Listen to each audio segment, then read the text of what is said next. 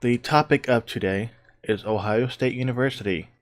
Attacker killed, 11 hospitalized after campus attack.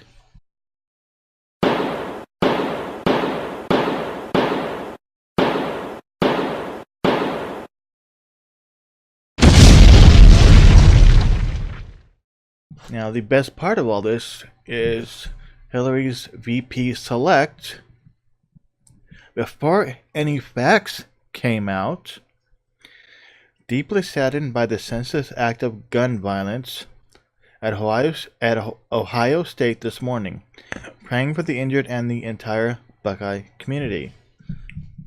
Now, that wouldn't be such a big deal in the fact that gun violence isn't a thing.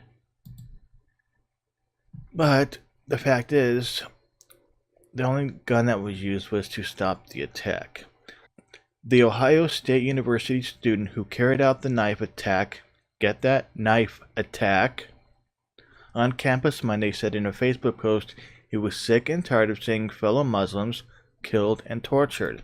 Let's see. According to federal enforcement officials, investigators are examining Abdul Razak Ali Artan's Facebook page to determine whether the attack was terrorism.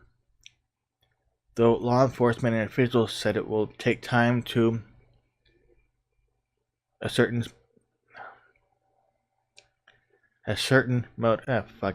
out motives. Don't ask me why that word gave me issues today. In a Facebook post shortly after the Monday morning rampage, the Somali immigrant urged America to stop interfering with other countries, especially the Muslim Ummah. A term for Muslim people at large. Now, by Allah, we will not let you sleep until you give peace to the Muslims. I'm sorry, I can't say that with a straight face. You will not celebrate or enjoy any holiday. That actually sounds like a threat. Arden rammed his car into a group of people on the Columbus campus before exiting the car and charging others with a knife. 11 people are hospitalized as a result of the attack. Ohio State Police Officer Alan Hugo, I'm guessing, shot Arden after he failed to obey orders to stop. Authorities investigate the scene of the attack, where the assailant struck people with his vehicle and then cut them with a butcher knife. In a news conference Monday, Ohio State President Dr. Michael V. Drake cautioned against jumping to conclusions. Yeah, Tim Kaine.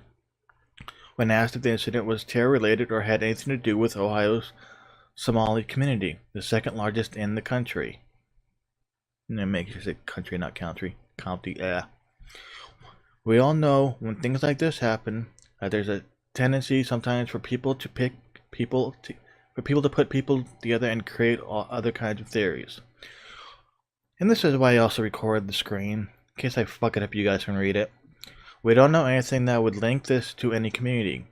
We certainly don't have any evidence that would say that's the case, Drake said. What we want to do is really unify together and support each other. Do our best to support those who were injured in their recovery, and to allow the investigation to take place. What we know about the attacker: Arden was profiled in the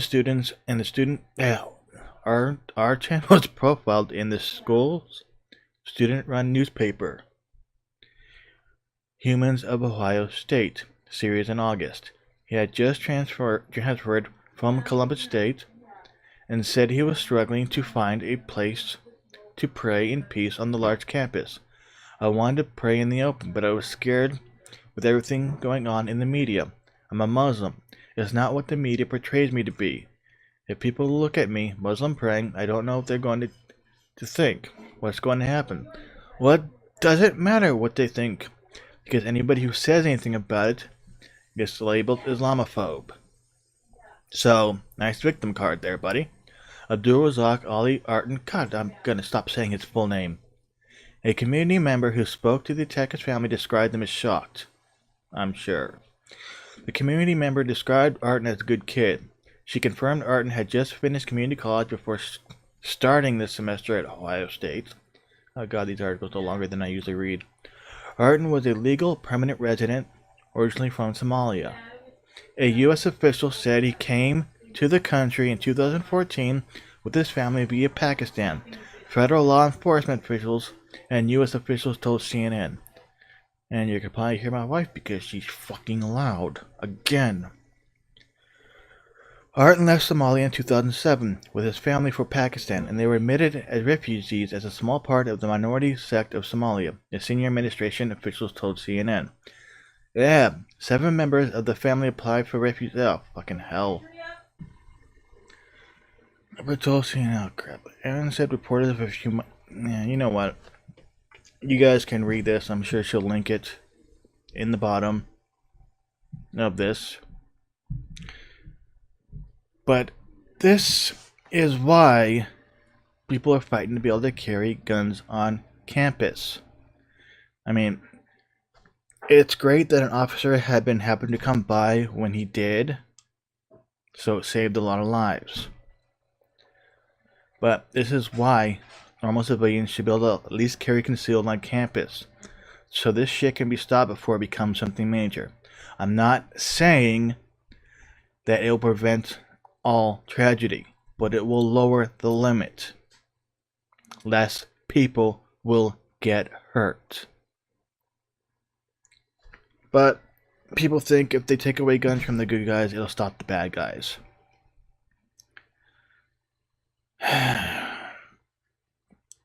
But this isn't really a gun issue because, well, the attacker didn't use the gun, so it kind of destroyed most people's motives to run with this. But this is one reason why I carry a gun where I go everywhere.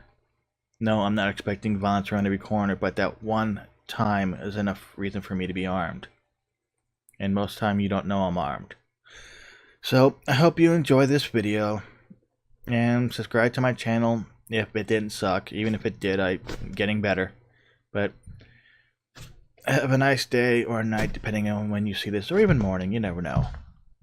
And that brings us to the end of that video. Please like and share the video. If you're new here, hit that subscribe button. Leave a comment below, tell me what you thought. And until next time, don't forget about my social media sites, Twitter, Facebook, Instagram, all that fun stuff. Always remember, the fight to keep our rights is never over unless you give up.